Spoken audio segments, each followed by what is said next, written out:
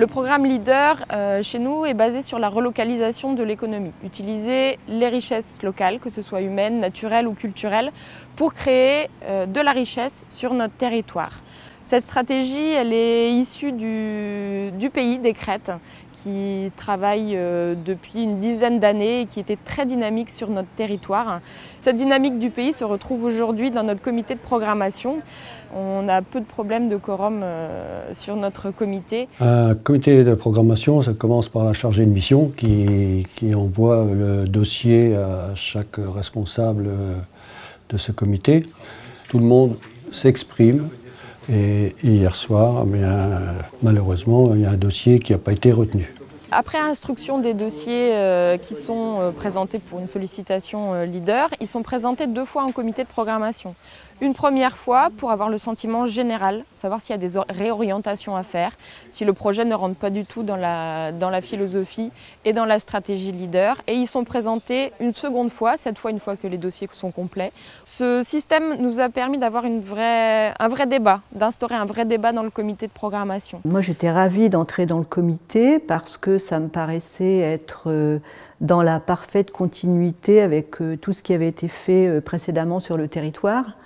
Je pense qu'il y a une vraie instance de réflexion et de décision. Faire partie du comité de programmation Leader m'a apporté déjà de rencontrer beaucoup de personnes, beaucoup d'acteurs locaux. Il y a vraiment une bonne représentation des Crêtes, que ce soit politique, que ce soit donc privé, et ce qui permet d'avoir un bon mixte pour débattre des projets. Nous avons fait le choix au niveau de la programmation Leader de plutôt favoriser tous les petits projets plutôt qu'un gros projet, ce qui effectivement dynamise un territoire. Ça a probablement créé de l'emploi, le lien social s'est développé. C'est une belle opportunité pour les habitants des Crêtes préardennaises. Le programme Leader a un réel impact économique sur notre territoire.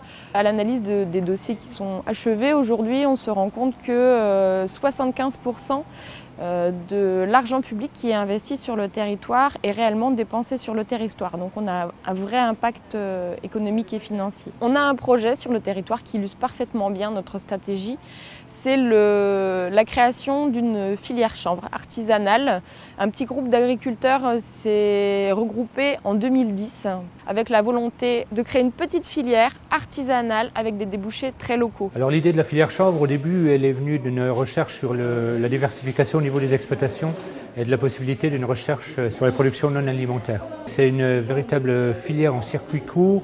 On veut se limiter dans les surfaces et répondre uniquement aux besoins du territoire avec le souhait qu'il n'y ait pas trop de transport. On connaît ses capacités d'isolation, on connaît sa capacité en mélange avec la chaux à faire des cloisons. Au niveau de la production aussi que c'est une plante qui n'a besoin d'aucun produit phytosanitaire. Leader effectivement nous a aidés puisqu'il a permis de financer une formation. On a été voir d'autres expériences, on a fait venir des gens et on a mis en place la première année grâce au financement de cette formation. On a besoin d'aller un peu plus loin sur la connaissance de notre produit et on songe à demander de faire une autre demande au niveau de Leader pour travailler là-dessus. On veut aussi travailler sur les blocs de chanvre, les parpaings de chanvre. On aimerait bien que Leader nous aide.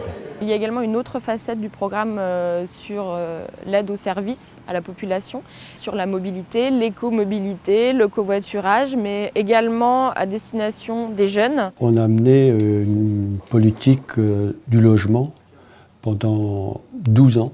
On a renouvelé notre population par des jeunes qui sont venus habiter sur notre territoire parce qu'il y avait des opportunités d'aide, de financement. On a gagné 1500 habitants. Et on a également un volet sur la population la plus âgée, sur les seniors. Je participe depuis environ 3 ans au programme senior. Donc la première chose, je pense, c'est de se retrouver, de former un groupe, de passer un après-midi agréable ensemble. Et puis chaque fois, ce seront des programmes qui sont très intéressants, aussi bien pour les visites ou une activité ou le cinéma. C'est intéressant aussi de participer avec les enfants aux discussions après. Alors au départ, c'est le chargé de mission à la population qui a recensé un besoin, une demande auprès de la population par des réunions, des assemblées. On fait des actions très diverses et variées, des actions culturelles. On fait aussi des actions sur la santé. des ateliers de prévention que l'on propose sur tout le territoire des Crêtes. Donc par exemple aujourd'hui nous avons un atelier de premiers soins, c'est la deuxième séance. Ça se passe avec une quinzaine de personnes. Ça dure 2 heures, 2 heures et demie, où les gens apprennent à faire les premiers gestes pour sauver quelqu'un. Alors tout d'abord c'est pour sortir la personne âgée de chez elle, la sortir de son isolement en créant du lien social. C'est aussi pouvoir lui apporter des ateliers qui permettent de la maintenir le plus longtemps possible chez elle, autonome. Si bien sûr, toutefois, nous avons toujours l'aide de leaders, nous souhaitons poursuivre ce programme d'animation. On essaye depuis le début du programme de mettre en œuvre des projets de coopération. Ce sont des projets qui sont très difficiles à monter, puisque très chronophages. Ce ne sont jamais les priorités. La priorité dans le fonctionnement quotidien, la gestion du programme, l'instruction des dossiers. La coopération, malheureusement, est toujours un petit peu la dernière roue du carrosse. On essaye d'y consacrer du temps, mais malheureusement, je pense qu'on n'en consacre jamais assez. Donc aujourd'hui, nous allons avoir 3 projets de coopération, 2 projets interterritorial et un projet transnational pour lequel nous avons utilisé l'enveloppe de l'idée au projet. Nous allons travailler sur l'organisation touristique avec la République tchèque et un territoire leader de l'Aube.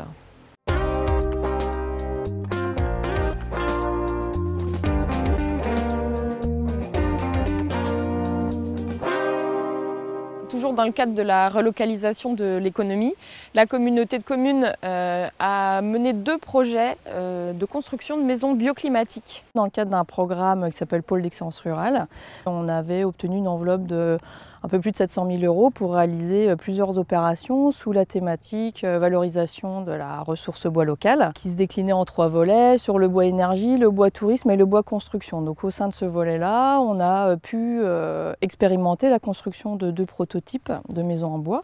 Donc un premier qui est sur Puiseux, sur lequel on a expérimenté une charpente bois avec de l'isolation en chanvre. Et celui-là, où là on a plutôt expérimenté une isolation en ouate de cellulose et un mur extérieur en paille sur lequel on a expérimenté un chantier test avec des artisans et des professionnels.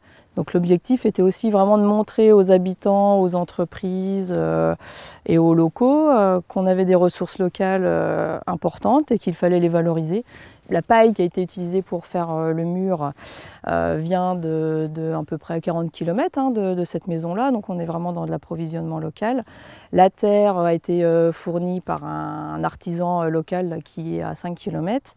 Et l'enduit qui revêt cette terre en fait, provient d'un des derniers moulins à couleur de France, qui est aussi situé sur le territoire de la communauté de communes et qui exploite une carrière de terre qui est aussi là, située à peu près 30 km d'ici. On a pu bénéficier de financements dans le cadre de Leader, dans le cadre du programme Pôle d'excellence rurale.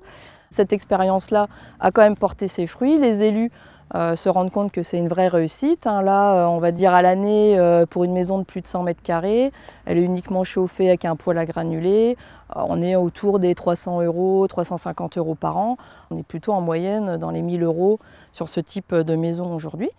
Et dans un domaine plus large, ça a permis quelque part aussi d'entrer dans un plan climat. Donc le territoire se lance dans la mise en place d'un plan climat et énergie territorial.